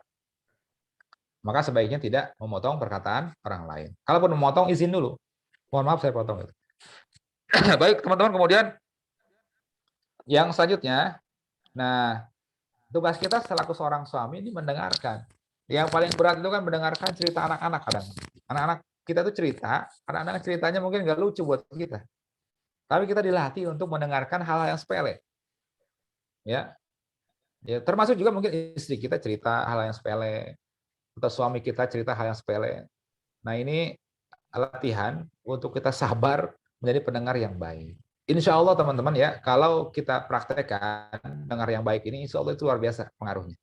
Ya, ini ada keterbukaan, ada ketenangan, ada perasaan dihargai ya. Istri kita itu merasa ataupun suami kita merasa dihargai ketika kita berusaha menyimak apa yang disampaikan dengan sebaik-baiknya. Atau kalau memang kita lelah, kalau kita memang lelah, capek ya, nggak fokus, ya kita sampaikan kalau dengan cara yang baik ya, bahwa kita sedang capek dan kita sedang nggak fokus dengarkannya. Bagaimana kita pilih waktu yang tepat. Kalau istri saya suka begitu. Kalau ada sesuatu yang ingin dibicarakan, dia minta waktu. Dia bilang apa? Kita harus bicara ya nanti. Ya. Mau sebelum tidur, atau saat berolahraga, atau saat makan biasanya. Nah, itu waktu yang bisa kita pilih ya. Ngomong aja berdua apa yang ingin disampaikan. Ya, nanti apakah mungkin perasaan dia karena kesal dengan kita. Ya, kita berusaha dengarkan semuanya. Ya. Baik teman-teman, itu dulu mungkin yang ingin saya sampaikan di malam hari ini. Mudah-mudahan ada hikmah dan manfaatnya buat kita semua. Yang terpenting kita bisa mempraktekkan ya kunci-kunci ini. Kalau saya pribadi ini menjadi pengingat buat saya ya, buat saya jadi pengingat di usia pernikahan kita. Mungkin ya ada yang mungkin yang baru nikah, ada yang sudah belasan tahun seperti saya. Ini jadi pengingat ya buat kita yang sudah berumah tangga, ataupun juga jadi bekal buat teman-teman yang masih sendiri, yang masih menjomblo, menjadi bahan ya, menjadi bekal, menjadi ilmu sebelum masuk ke gerbang ataupun pintu berumah tangga. Itu saja, mohon maaf yang sebesar-besarnya. Hadana Allahu wa ajmain. Assalamualaikum warahmatullahi wabarakatuh. Waalaikumsalam warahmatullahi wabarakatuh. Alhamdulillah luar biasa Pak Ustadz yang sudah menyampaikan materi kajiannya, yang mana kajian ya. kali ini ada 4 poin baru ya yang disampaikan oleh Ustadz. Mungkin lanjut ke pertanyaan Ustadz, ini yang saya ya silakan ya. 2 pertanyaan ya, 2 pertanyaan yang yang sama mungkin ya. Yang pertama tentang niat pernikahan Ustadz. Jadi ada dari Teh Nia ya sama Teh Rahma. Ya. Jadi bagaimana caranya supaya supaya motivasi menikah itu meluruskan niat untuk menikah ya. Terus juga ada beberapa info-info tentang rumah tangga orang lain yang kurang bagus, terus juga yang cerai dan lain-lain, sehingga membuatnya kayaknya kurang menarik atau kurang tertarik buat menikah, khawatir hal-hal tersebut. Tapi ada juga dia juga mendengarkan kabar-kabar baik juga tentang pernikahan teman-temannya. Nah itu solusinya gimana Ustadz? Apakah harus meninggalkan obrolan-obrolan yang negatif, menolak mendengar curhatan orang, dan juga motivasi buat menguatkan kita untuk menikah gimana nih? Enggak Ustadz ditanggapi. Baik. Ya, terima kasih teman-teman ya pertanyaannya. Ini pertanyaan yang sangat bagus sekali. Yang pertama, bagaimana sih niat dan motivasi untuk menikah? Hayatul mukmin ya kulluha ibadah. Seluruh kehidupan kita selaku orang beriman itu ya ibadah semuanya. Termasuk kita ketika ingin menikah ya kita niatkan bahwa menikah itu sebagai ibadah kepada Allah Subhanahu wa taala dan mengikuti sunnah Nabi. Karena kata Nabi SAW, an-nikahu sunnati. Ya. Sunnatul anbiya. Nikah itu adalah sunnahku dan juga sunnah nabi-nabi terdahulu. Nah, teman-teman, pernikahan itu akan baik ya kalau kita niatnya itu memang untuk Allah saja. Ya, makanya kata dalam agama kita kan sesuatu amal itu tergantung niatnya. Innamal a'malu binniyat wa innamal likulli imri'in ma nawa. Ya. Bahwa setiap amal itu tergantung niatnya dan setiap perbuatan itu tergantung kepada yang diniatkan pula. Dulu itu ada orang, seorang laki-laki ya, yang ingin hijrah ke Madinah. Mungkin teman-teman pernah dengar. Nah, perempuannya itu sudah hijrah duluan ke Madinah. Imru'atu Qis namanya. Nah, si laki-laki ini karena kekasihnya sudah duluan hijrah, ini ingin ikut hijrah juga. Tapi niat hijrahnya itu bukan untuk mengikuti apa yang diperintahkan Allah dan Rasul-Nya. Tapi hanya ingin untuk apa? Mengejar kekasihnya yang sudah pergi duluan ke Madinah. Nah, sampai Nabi mengatakan apa? Pamangkana hijratuhu lidunya yusibuha au imro'atin yang kihuha fahuwa ma hajaro ilaiha. Nah, barang siapa hijrahnya untuk mengejar dunia saja atau ingin mengejar perempuan untuk ia nikahi, ya dapatnya niatnya itu aja. Bisa Allah cabut keberkahan karena niat nikahnya itu kurang baik. Baik teman-teman gitu ya. Jadi niat nikah itu ya semata-mata karena kita ingin beribadah. Karena kenapa? Ketika kita sudah menikah itu dimensi ibadahnya lebih luas lagi. Makanya Islam itu menjadikan nikah itu setengah ataupun separuh dari agama. Separuh yang lain berarti tinggal menyempurnakan separuh yang lain. Ya. Karena dalam pernikahan itu banyak sekali aspek ibadah yang sebelumnya mungkin ketika kita sendiri kita nggak merasakan. Contoh misalnya kita seorang suami itu ketika nyari nafkah itu kan ibadah. Dia diberikan pahala cari nafkah. Ya. Kalau sedang sendiri mungkin ya pahalanya beda lagi, mungkin kerja tapi buat diri sendiri, ataupun bukan buat orang tua, dikasihkan ke orang tua sebagian. Tapi kalau untuk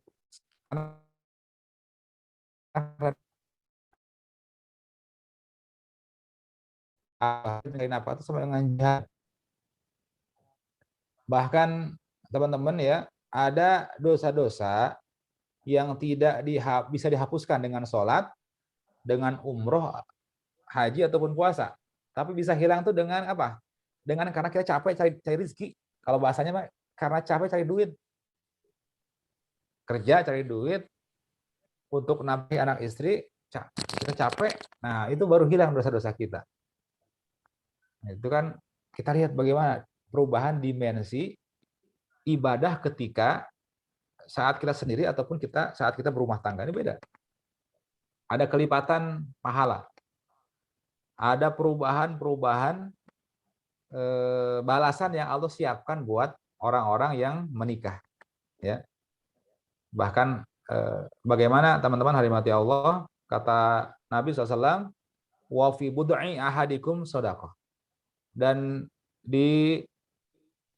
pada kemaluan istrimu itu ataupun pasanganmu itu ada sedekah. Artinya Islam itu begitu menjamin ya bahwa dalam pernikahan itu, dalam hubungan suami istri itu ada pahala yang Allah siapkan. Karena kenapa kata Nabi ya, kalau kalian salurkan di luar ya hubungan yang halal itu dapat dosa besar. Wa'iyadzubillah, misalnya orang zina di luar pernikahan kan dosa besar jatuhnya. Tapi dengan menikah beda, dia dapat pahala sedekah. Ya. Nah itu kan beberapa dimensi yang berubah ketika orang menikah. Baik teman-teman, ini terkait tentang ketika mendengar kisah rumah tangga orang lain ya yang cerai. Kalau dulu saya nggak begitu. Pikiran saya tuh kalau saya menikah, saya nikah dulu. Saya ceritakan ya pertemuan sebelumnya, saya nikah di usia yang mungkin cukup muda. Masih semester 7 saya di Al-Azhar Mesir, saya udah nikah. Semester 7 ya. Istri saya semester 1. Kita sudah nikah.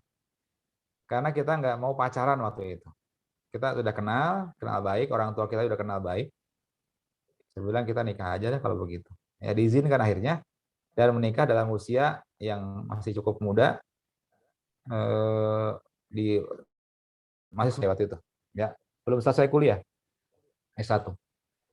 Nah teman-teman hadirin Allah, memang dulu ketika awal nikah itu apa, nanti kalau saya nikah nih aduh jam main saya gimana ya, saya masih bisa pergian enggak, saya masih bisa main bola enggak, saya bisa main bola masih bisa main bola enggak, ada rasa seperti itu ya. Dalam bayangan saya, wah orang kalau sudah nikah mungkin padat waktunya dan nggak ada waktu. Ternyata enggak ya. Ketakutan itu justru enggak, karena ternyata ketika kita rumah tangga itu sudah seharusnya gitu suami istri itu saling mendukung apa yang jadi hobi pasangannya. Jadi saya tahu kalau saya hobi main bola, saya hobi olahraga, nah dia itu mendukung apa yang saya lakukan, hingga saya tidak pernah kehilangan waktu untuk olahraga, untuk bermain bola misalnya kan, karena istri saya tahu bahwa saya memang hobi main bola ataupun hobi olahraga sejak saya masih muda. Begitu pula sebaliknya, saya bisa melihat apa yang jadi hobi istri saya, hobi pasangan saya, hingga saya bisa memberikan dukungan yang ada ruang kebebasan lah buat dia untuk melakukan hobinya. Mungkin untuk berkebun, mungkin masak dan segala macam. Ya. Nah teman-teman, memang ada ketakutan-ketakutan itu wajar. Ya. Ketakutan ini bisa hilang dengan pengetahuan kita ataupun kita mempelajari ilmu-ilmu pranikah.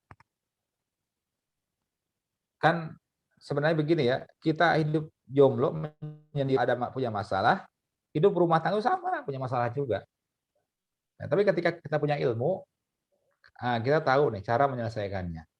Memang ketika kita masih lajang atau sendiri, belum menikah, ketika mendengar masalah rumah tangga orang lain itu kita ada rasa khawatir untuk melangkah ke jenjang pernikahan. Atau masalah yang paling baik itu apa? Biasanya itu takut nggak bisa nafkahin. Nah itu setan itu. Setan itu kan begitu ya. Kalau orang pengen berbuat baik, pengen nikah, ingin niat, ingin kesuciannya itu kita khawatir. Bisa nggak sih kita nafkahin orang? Itu godaan setan. Kata Allah Subhanahu wa taala, ya'idukumul faqra. Setan itu menakut-nakuti kita itu tentang kefakiran. Ya, tentang kekhawatiran. Nah, teman-teman, mati Allah, saya punya teman ya, perempuan, temannya istri ini. Usianya hampir 40-an sekarang. 40-an belum nikah. Kenapa coba? Yang saya perhatikan, kenapa dia takut nikah? Karena terlalu banyak membaca ataupun mendengar kasus-kasus pernikahan. Padahal masih banyak kisah, masih banyak contoh-contoh rumah tangga yang baik yang bisa kita contoh dalam mungkin tetangga kita, teman kita, dan orang-orang yang memang dia harmonis dalam rumah tangganya. Maka saran saya jangan terlalu banyak mendengar ya kisah-kisah rumah tangga yang mungkin dia gagal, mungkin dia ada masalah dan sebagainya. Karena memang itu orang tuh khawatir biasanya kalau sering dengar, sering membaca itu jadi rada khawatir ya. Nah ini perlu kita cut dulu ya, perlu kita singkirkan kita gitu. Bagaimana rumah tangga yang baik, bagaimana contoh-contoh rumah tangga yang harmonis walaupun sudah sekian puluh tahun rumah tangga tetap harmonis. Nah itu yang kita contoh ya, gitu ya teman-teman. Allahu a'lam bishawab. Baik, alhamdulillah. Nah, jazakallah Ustaz. Pertanyaan selanjutnya, ini tentang senyuman nih, ya, dari Nadira sama Pak Didin dan Titin ya. Pertanyaannya, bagaimana kalau kita sudah tersenyum pada orang lain, atasan kita, tetapi respon mereka kurang bagus ataupun cuek. Nah, terus yang kedua, bagaimana cara kita mempertahankan senyuman atau ramah dikala kita melihat pasangan kita, misalnya anak rewel, juga kondisi rumah masih acak-acakan, istri ngomel-ngomel terus juga banyak hal lain lah yang mungkin membuat kita sebagai seorang suami yang baru pulang kerja niatnya pengen fresh datang ke rumah, tetapi kondisi rumah tidak mendukung. Itu seperti apa tanggapan? Baik, ya. Terima kasih Kak Rizky ya. Nah teman-teman, dimati Allah, ini memang ketika orang memutuskan untuk menikah, apa yang harus diperbaiki? Bahwa dia masuk ke dalam suatu gerbang kehidupan yang baru, dan itu yang harus pertama dia buka itu apa? Dia harus membuka hatinya selebar-lebarnya itu. Nah ini yang perlu kita latih ya. Makanya apa sih doa Nabi Musa itu apa sih? Doa Nabi Musa itu kan ketika bertemu dengan Firaun ya, apa Rabbi shrah li sadri wa yassir li amri wahlul 'uqdatam min lisani yafqahu qawli. Minta dilapangkan dada. Sebenarnya teman-teman hadirin Allah, ini juga doa yang bisa kita minta kepada Allah Subhanahu wa taala setiap saat. Kita minta kepada Allah Subhanahu wa taala berikan hati yang luas, hati yang lapang. Pertama kita itu bisa menerima apapun perbedaan sikap orang-orang yang dekat dengan kita. Contoh misalnya ya, ini contoh ringan. Aisyah itu istri Nabi yang pencemburu dia. Ya, pencemburu. Pernah dalam satu riwayat dikisahkan ada istri Nabi yang lain itu mengantarkan makanan ke rumah Nabi ataupun ke rumah Aisyah. Nah, Aisyah itu mungkin sedang cemburu ya melihat istri Nabi yang lain mengantarkan makanan. Kemudian makanan itu diambil oleh Aisyah, kemudian dibanting di depan Nabi SAW. Ada riwayat menceritakan seperti itu. Dibanting ini langsung di depan Nabi, Sementara Nabi coba sedang ngobrol, sedang ada tamu, ada sahabat yang sedang bertamu nih, ngobrol di hadapan Nabi, Aisyah tiba-tiba banting tuh, maka itu dibuang. Kalau sikap kita seperti apa itu? Ada tamu, istri marah gitu kan, buang makanan. Tapi kan kita lihat sikap Nabi ini begitu kagum ya dengan sosok Nabi itu apa? Nabi itu nggak marah. Nabi hanya mengatakan di hadapan sahabat tersebut, itu sampai tersenyum ya. Gorot ummukum. Kata Rasulullah apa? Ibu kalian, maksudnya Aisyah ya, Ummul Mukminin itu sedang cemburu dia. Udah biarin aja gitu. Itu sederhana ternyata. Saya baru paham ya dari kisah itu, ternyata Nabi itu menyelesaikan suatu masalah yang kelihatannya besar, kecemburuan istri kepada istri yang lain dengan hal-hal yang kecil aja gitu menyelesaikannya. Dia tidak merespon apa? Tidak direspon dengan berlebihan. Tidak ikut terbawa emosi juga. Termasuk tadi ya pertanyaan tadi, gimana kalau kita ada orang senyum, kita udah senyum ke orang, tapi orang nggak nanggapi dengan baik senyum kita, ya sudah. Kita tidak perlu tersinggung dengan apa yang dengan apa yang orang balas kepada kita. Ya, insya Allah pahalanya nggak hilang. Kita senyum dapat pahala sedekah, orang nggak balas senyum kita, ya nggak apa-apa, silakan aja itu. Nah ini kan memang perlu perlu penerimaan yang luas, perlu hati yang betul-betul luas. Ya. Termasuk juga tadi ketika kita masuk ke rumah mungkin ya, sudah capek, tapi kondisi rumah itu berantakan. Kondisi rumah ini tidak menyenangkan dalam pandangan kita. Kita ada yang ngomong, Ustaz boro-boro senyum katanya kan. Kita masuk rumah kayaknya kesel gitu ngelihat rumah berantakan dan segala macamnya. Nah, ini hal-hal yang manusiawi sebenarnya. Hal yang manusiawi. Tinggal bagaimana kita menyikapi hal-hal seperti ini sebenarnya. Ya, tinggal bagaimana sikap kita ini bisa menerima kondisi rumah ya yang apa adanya ya, namanya punya anak kecil. Saya juga termasuk dulu gitu Pak, punya anak kecil. Sekarang kan sama anak saya kecil-kecil juga, ada yang 4 tahun 5 tahun, ada yang 10 tahun. Dulu lebih kecil-kecil lagi lebih parah lagi. Tapi kita belajar ya, yang namanya anak kecil kan mungkin hampir sama semuanya. Mereka suka bermain, suka memberantakan ruangan, rumah dan segala macamnya. Yang namanya juga anak kecil. Cuma sikap kita itu ya sebagai orang tua, bagaimana kita melatih ya, mendidik mereka agar terbiasa ketika setelah main itu merapikan kembali mainannya. Ini mungkin ya ketika bermain ini meletakkan kembali ataupun menyimpan kembali mainan di tempatnya. Ini betul-betul waktu Pak ini. Saya mengajari anak-anak saya itu untuk selalu menyimpan kembali barang-barang yang sudah dia pakai, dia simpan. Nah, itu butuh waktu panjang. Nah, dulu caranya itu kalau saya dulu belikan kontainer yang banyak. Di rumah saya itu ada beberapa kontainer ya mainan. Enggak hanya satu, ada sekitar 4 kontainer yang besar dan kecil. Tujuannya apa?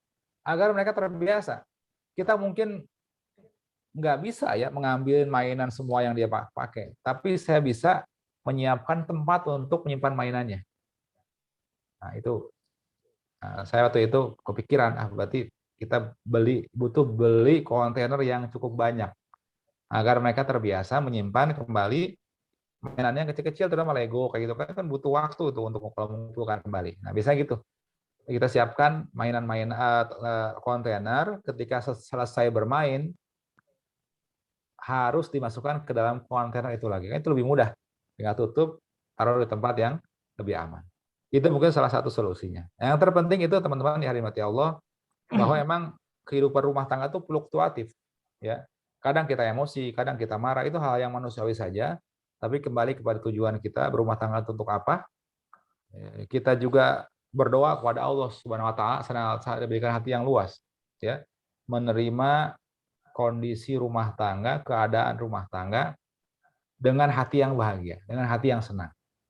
Kalau saya biasanya sering bersyukur karena saya punya beberapa teman yang belum punya anak.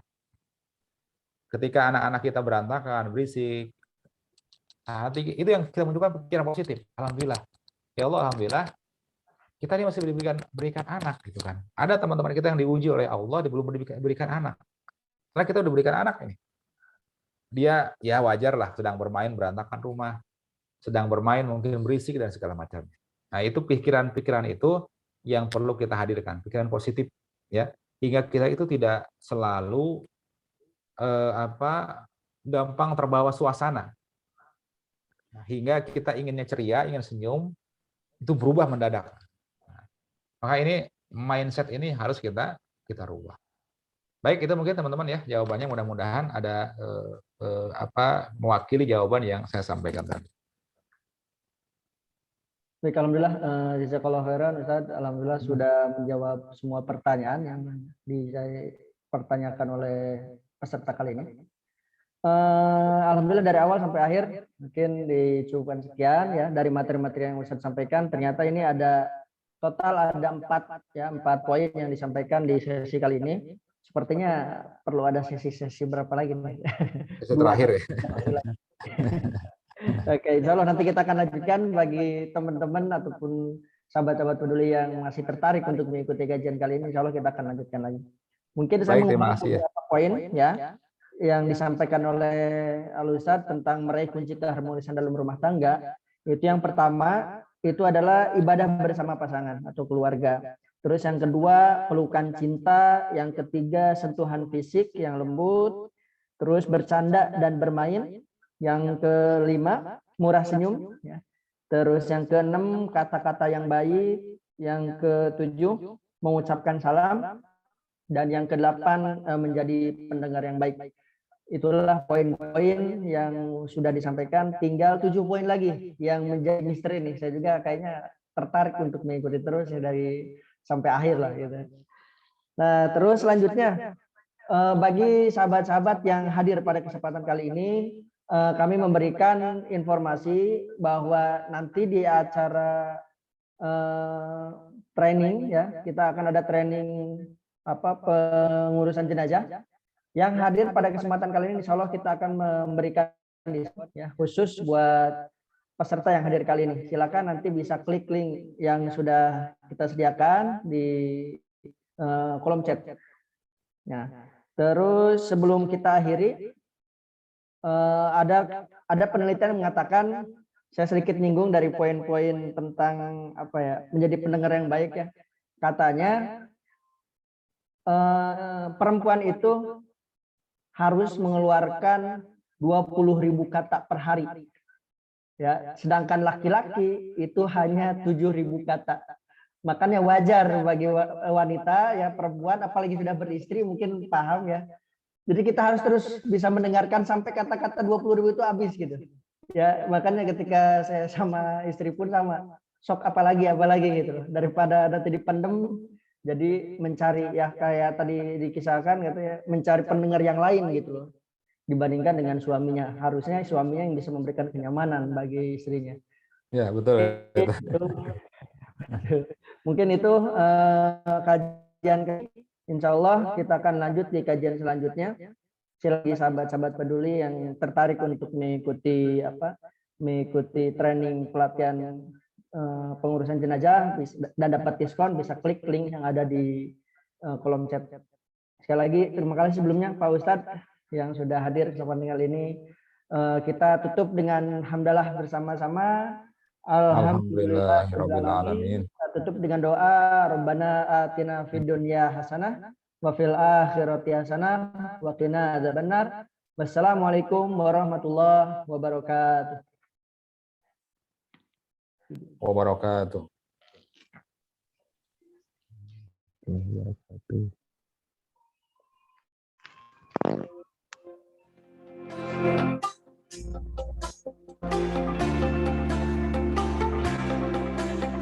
Dalam rangka bulan lahir Karawang yang ke-388, Karawang peduli bersama para mitra dan komunitas yang bergerak sejak pekan lalu membagikan 388 porsi nasi makan gratis.